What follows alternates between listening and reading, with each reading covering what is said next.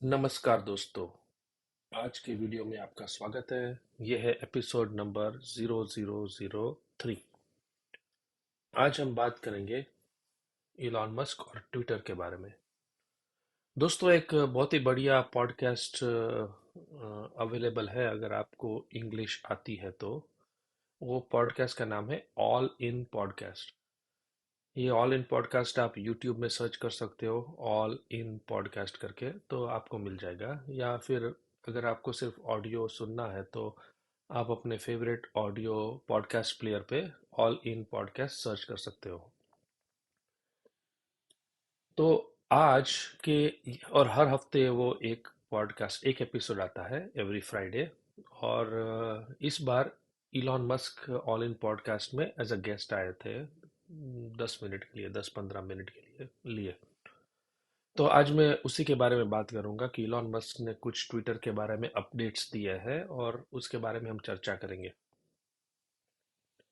सबसे पहला अपडेट ये दिया उन्होंने कि हर एक ट्वीट के नीचे अभी वो लिखा जाएगा, आपको नंबर दिया जाएगा कि ये ट्वीट कितनी बार व्यू हुआ है। फॉर एग्जांपल, अगर मैं अपने ट्विटर अकाउंट में जाके अपना ट्वीट देखूंगा तो उस पे लिखा होगा 75 व्यूज, मतलब ये ट्वीट को 75 व्यूज मिले। उसका मतलब क्या हुआ? उसका मतलब ये हुआ कि 75 लोगों ने मेरा ट्वीट एक बार देखा, या एक बंदे ने मेरा ट्वीट 75 टाइम्स देखा, या 35 लोगों ने मेरा ट्वीट 2 बार देखा। तो वो नंबर ऑफ यूजर्स नहीं बताएगा, लेकिन वो उतना बताएगा कि ये ट्वीट कितनी बार देखा गया है। फॉर एग्जाम्पल, इलॉन मस्क के ट्विटर अकाउंट में आप जाओ के देखोगे तो इलॉन मस्क के ट्वीट्स 3 मिलियन, 1.5 मिलियन, 2 मिलियन बार व्यू हुआ है। तो ये बहुत ही इम्पोर्टेंट नंबर है। अब मुझे पता चल सकता है कि मेरा ट्वीट कितनी बार व्यू होता है। बहुत ही बड़ी बात है। तो ये करने के लिए ट्विटर, जब भी आप आईफोन में या अपने एंड्रॉयड फोन में ट्विटर खोलते हो और जब आप स्क्रॉल करते हो तो जितने ट्वीट आप देखते हो वो सब का ट्रांजैक्शन बैकएंड में सेव करना पड़ता है, राइट? तो जैसे मैंने एक ट्वीट देखा तो वो सेव हो जाएगा कि ये ट्वीट एक बार देखा गया। फिर मैंने दूसरा ट्वीट देखा तो वो सेव होता जाएगा। तो आप सोचो, वैसे ट्विटर के हर एक यूजर जब ट्वीट को देखते हैं तो उतनी बार वो जो ट्वीट देखने का जो डेटा है वो ट्विटर में सेव होता है। और इलॉन मस्क का कहना है कि every second 33 million transactions save होते हैं। मतलब 30 लाख ट्रांजैक्शंस ट्विटर के सर्वर में सेव होते हैं एवरी सेकेंड।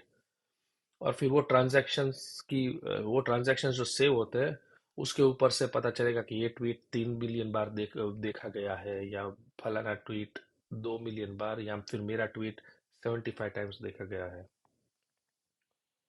दूसरा अपडेट उन्होंने दिया कि ट्विटर में बॉट प्रॉब्लम बहुत है। बॉट मतलब रोबोट लाइक ऑटोमेटिक लोग ट्वीट करेंगे, लाइक करेंगे, शेयर करेंगे।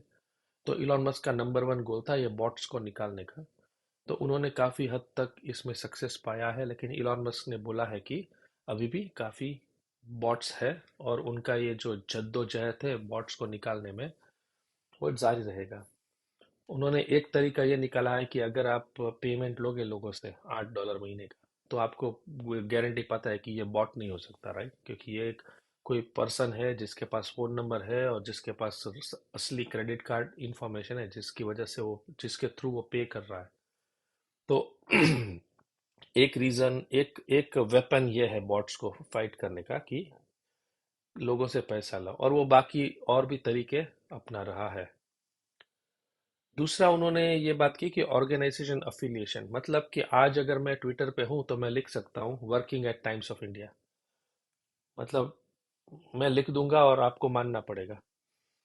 तो अब उन्होंने क्या किया है, अब ट्विटर ने क्या किया, टाइम्स ऑफ इंडिया का जो अकाउंट है main at Times of India, वो डिसाइड करेगा कि कौन कौन टाइम्स ऑफ इंडिया में काम कर रहा है। तो फिर वो टाइम्स ऑफ इंडिया अकाउंट में जाके अगर मेरे को वेरीफाई करेंगे तो मेरे यूजर नेम के बाजू में एक टाइम्स ऑफ इंडिया का सिंबल आ जाएगा। तो समझो टाइम्स ऑफ इंडिया के पास 150 रिपोर्टर है, या रिपब्लिक भारत या रिपब्लिक टीवी के 200 रिपोर्टर ट्विटर पे है, तो सबके नाम के आगे रिपब्लिक आर का सिंबल आएगा, ताकि अपने को पता चले कि ये बंदा रिपब्लिक टीवी के लिए काम कर रहा है। अब सोचो 1 महीने बाद या 1 साल बाद वो बंदा ने रिपब्लिक टीवी से रिजाइन कर दिया, तो रिपब्लिक टीवी वाले जाके वो निकाल देंगे, ताकि वो जो जो सिंबल है वो निकल जाएगा। तो अभी क्या है कि हमको एग्जैक्टली पता चलेगा कि अगर किसी बंदे के नाम के आगे अगर एप्पल का सिंबल है, तो मतलब वो एप्पल में काम करता है। अगर किसी बंदे के आगे स्टैनफोर्ड यूनिवर्सिटी का सिंबल है, मतलब वो प्रोफेसर है स्टैनफोर्ड यूनिवर्सिटी का।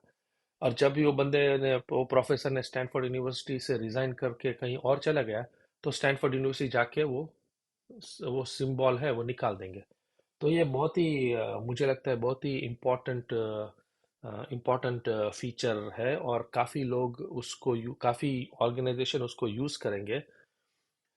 और भविष्य में अगर किसी ने बोला कि मैं टाइम्स ऑफ इंडिया का रिपोर्टर हूँ, तो हम इजीली देख सकते हैं उसके नाम के आगे टाइम्स ऑफ इंडिया का चिन्ह है या नहीं। तो ये मुझे इम्प्रूवमेंट मुझे अच्छा लगा। दूसरी इलॉन मस्क ने बात की कि he is going to slug for the fences, मतलब ये बेसबॉल का एनालॉजी है। बेसबॉल में there is something called home run, लेकिन हम इंडियंस है तो हम क्रिकेट की एनालॉजी लेंगे। कि इलॉन मस्क बोलता है कि मैं जब बैटिंग करने आऊंगा ना, तो मैं सिर्फ सिक्स मारने की कोशिश करूंगा। राइट, 1 रन 2 रन 4 रन में उसको इंटरेस्ट नहीं है, वो फ्रंट फुट पे आके सिक्स मारेगा। और जाहिर सी बात है कि अगर आप सिर्फ सिक्स मारने के चक्कर में रहोगे तो आप आउट भी हो जाओगे।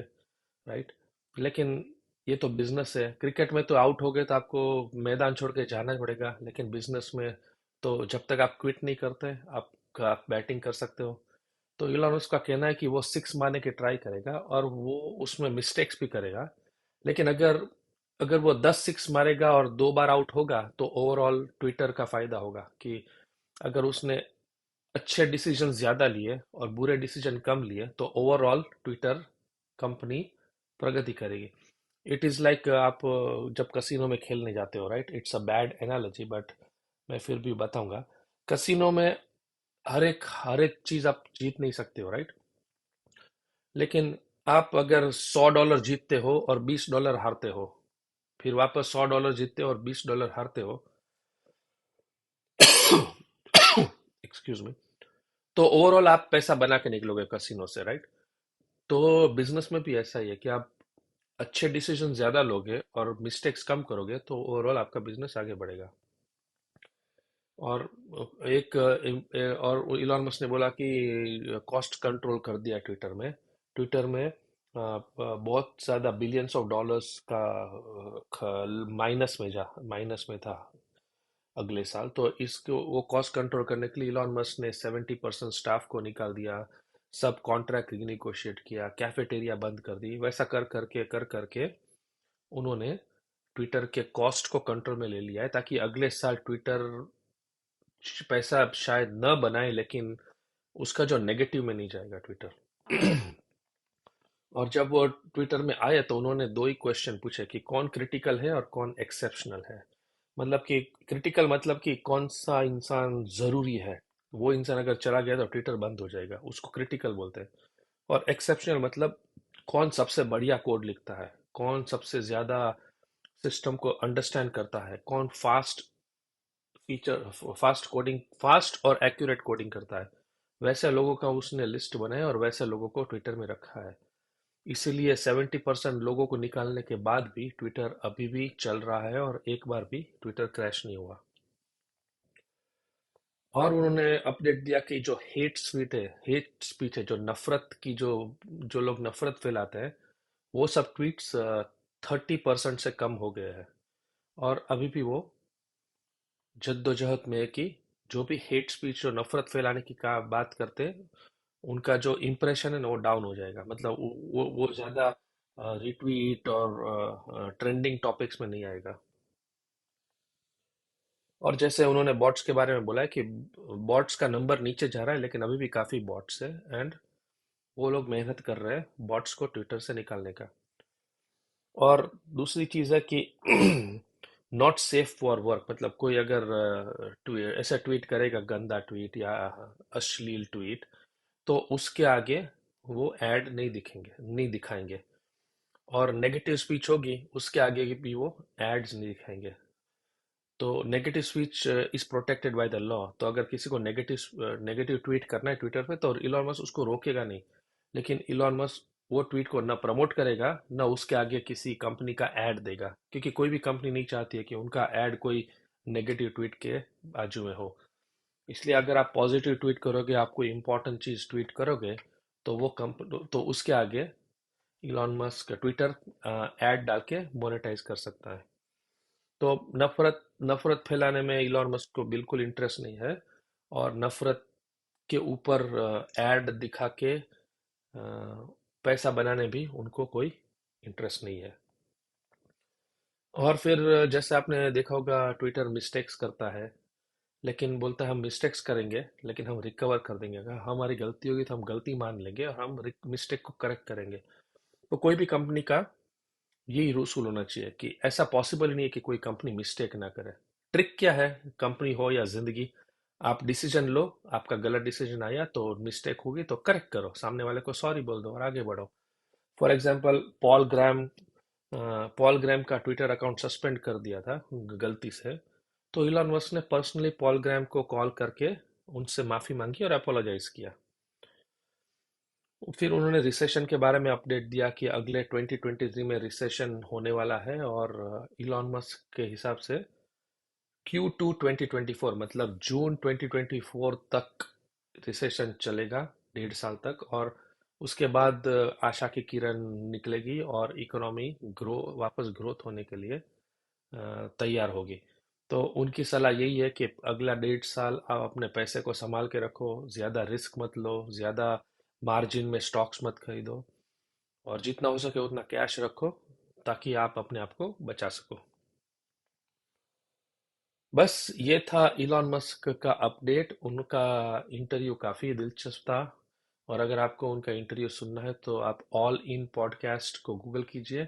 और मैं ये नीचे ऑल इन पॉडकास्ट का लिंक भी डाल दूंगा, तो उसके ऊपर क्लिक करके भी आप जा सकते हो। तो चलिए दोस्तों, आज के लिए बस इतना ही। Thanks for watching, thanks for listening, and please like share and subscribe अगर आप यूट्यूब में ये देख रहे हो। और अगर आप ये ट्विटर में देख रहे हो तो प्लीज़ मेरा ये वीडियो रीट्वीट कर दीजिए ताकि आपके जैसे कुछ और लोग भी ये वीडियो का मज़ा उठा सके, फ़ायदा उठा सके। Thank you very much. Bye bye.